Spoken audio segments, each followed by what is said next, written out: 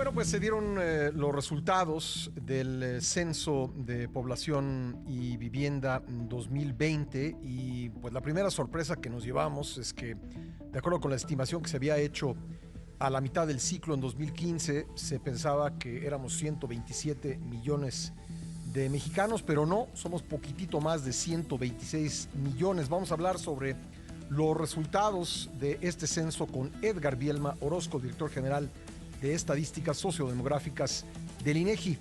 Edgar, bienvenido nuevamente al programa, me da gusto saludarte. Un placer como siempre, mi estimado Pascal. Un saludo a ti y a tu auditorio.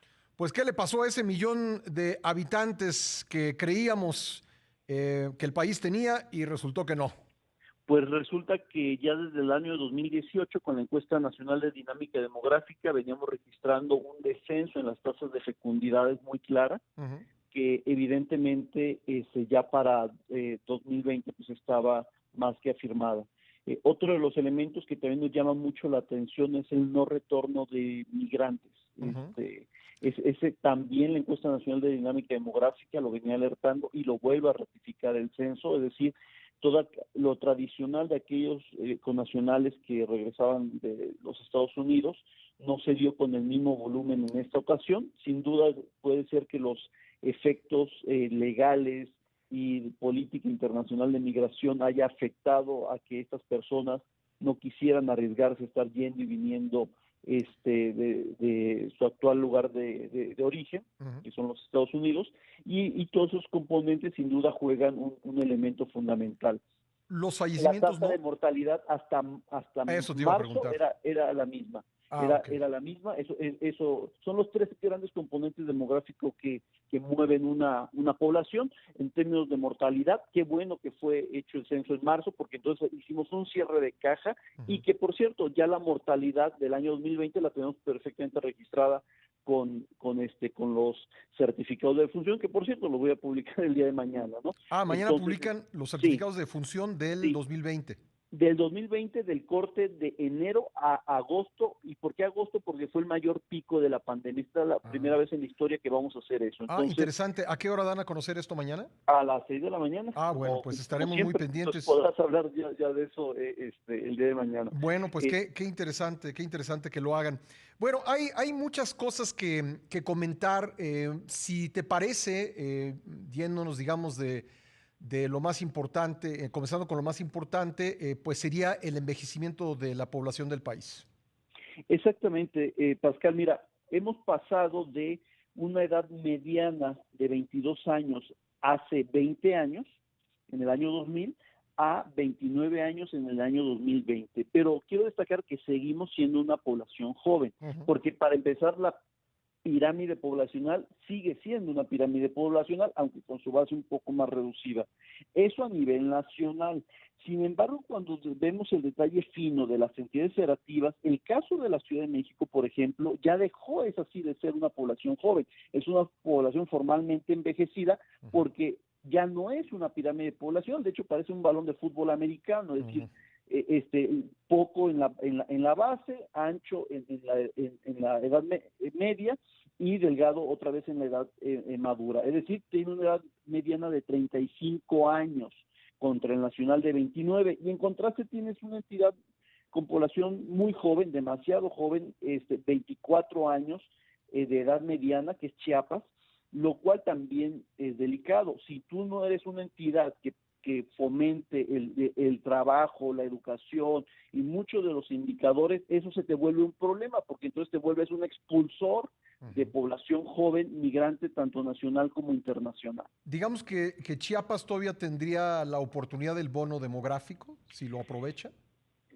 Ese famoso concepto de bono demográfico que era aplicado a los países desarrollados que estaban creciendo y que traían tasas de crecimiento elevado, solo se aplica como ese concepto como beneficioso, si no es una desgracia.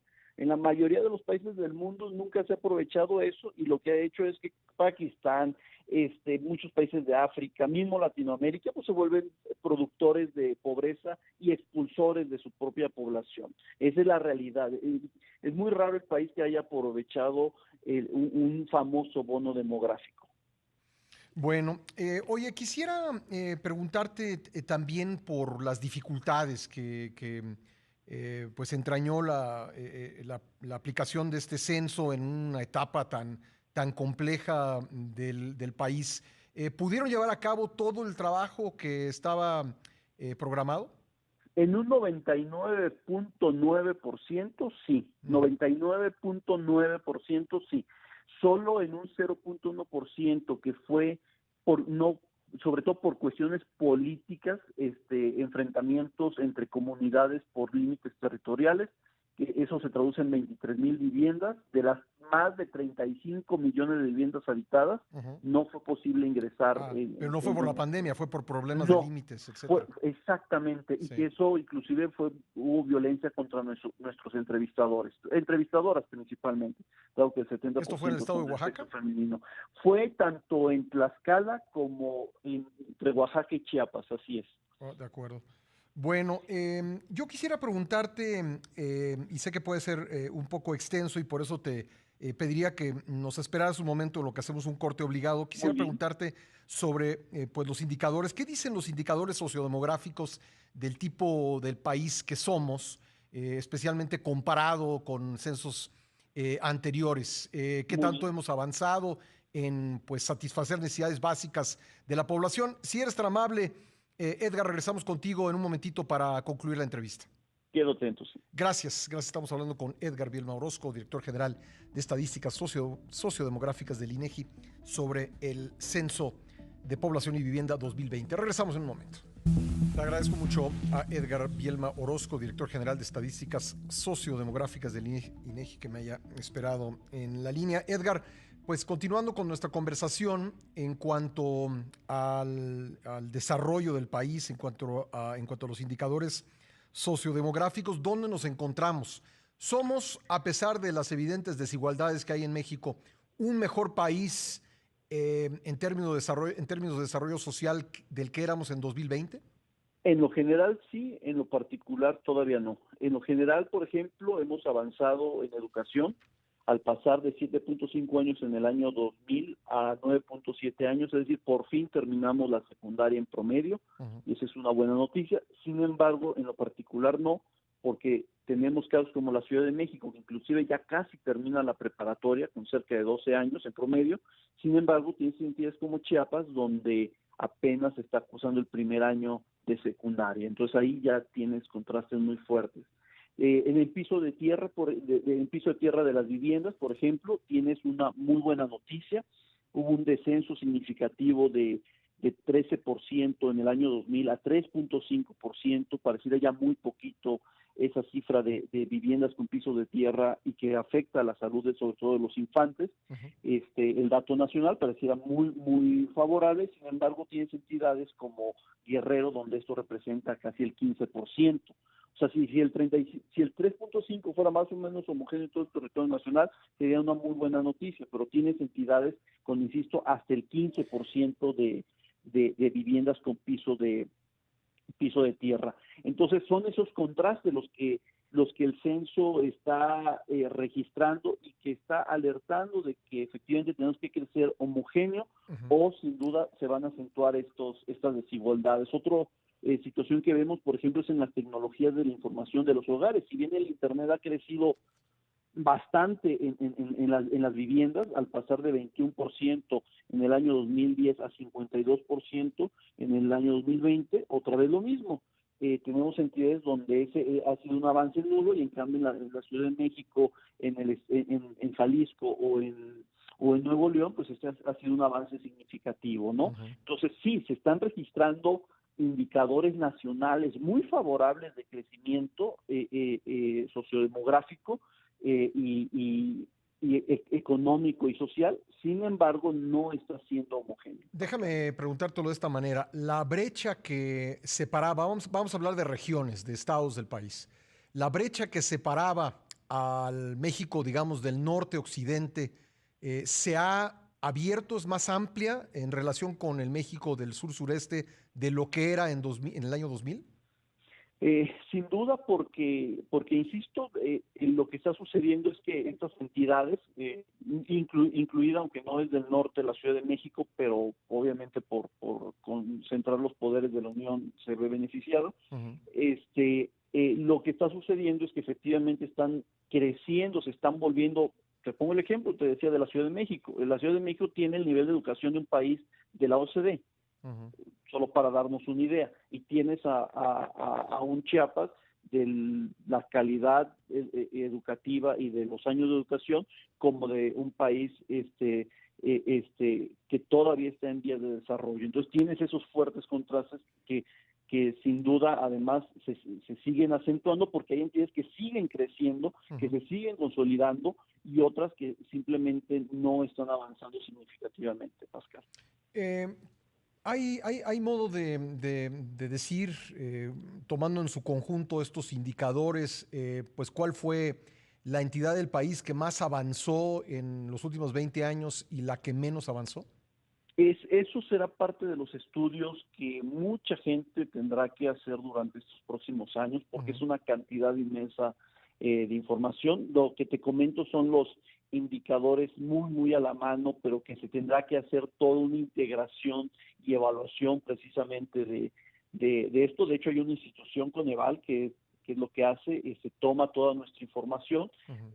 genera un indicador global, que es el de pobreza, y es el que determina si tal o cual entidad y municipio ha avanzado o retrocedido. Entonces, pues eso es parte de lo que estamos a la espera. Nuestra responsabilidad era sobre todo ofrecer a la sociedad esa información y que pueda, bajo un ojo crítico Ujú. y objetivo, hacer precisamente esa evaluación. De hecho, nos va a dar mucho gusto y estamos en pláticas con Coneval para presentarle los resultados y, por lo tanto, inicien las evaluaciones de los indicadores de avance de pobreza, por ejemplo. ¿Cuándo terminaron de levantar datos, Edgar? Terminamos de levantar, el censo en sí mismo corrió sin ningún inconveniente del 2 al 27 de marzo, ¿no? Sin embargo, dimos una ampliación de participación a las viviendas rezagadas Ujú.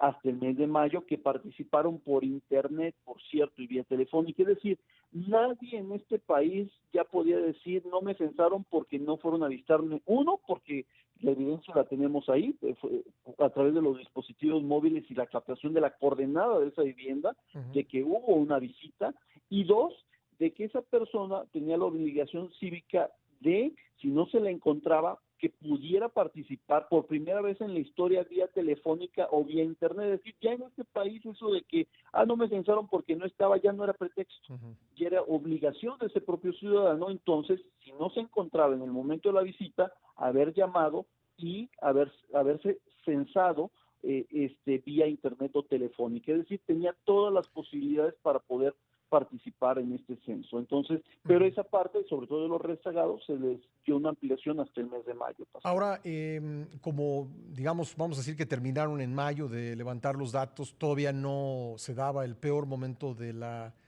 pandemia. Yo sé que pues, eso no había forma de saberlo y no se hacen, pues no se programan, no se programa un censo como el de ustedes, no se puede programar de un día para otro. Pero, ¿crees que sea justo decir que pues lo que ha sucedido en México en los últimos meses pues tendrá que ser de alguna manera evaluado porque sin duda pues va a incidir en muchos de los datos que hemos comentado? Mira, el censo se levantó, insisto, la parte toral en el mes de marzo. En el Ujú. mes de marzo había 20 fallecidos, Sí, solo para que te des una idea. sí, exacto. Entonces, no tiene nada que ver con el fenómeno que sucedió entre junio y agosto, Sí. donde tenemos los fuertes excesos de mortalidad. Habrá que Por lo esperar tanto, entonces futuros ejercicios para saber exactamente cómo quedó el país después de este golpazo. pues no muy lejano, porque el día de mañana publicamos el exceso de mortalidad. De Claro. hecho, precisamente del corte del mes de enero del mes de enero a agosto, que fue el mayor impacto de la pandemia durante el año 2020. Entonces, el censo sí logra captar con mucha precisión el fenómeno poblacional, y Ujú. acompañado del registro administrativo de defunciones, también va a poder hacer con toda precisión la resta, porque Ujú. además la resta, afortunadamente, conforme a las predicciones que tenía el INEGI, no ha sido tan violento como verdaderamente lo iba a ser, Bueno. Eso también quiero aclararlo.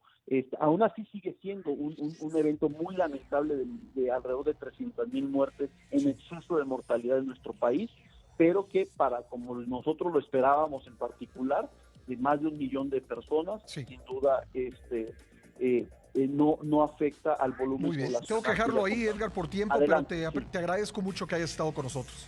Un fuerte abrazo, mi señor. Gracias. Que tenga un excelente día. Gracias, Edgar Bielma Orozco, director general de Estadísticas Sociodemográficas de INEGI. Una pausa.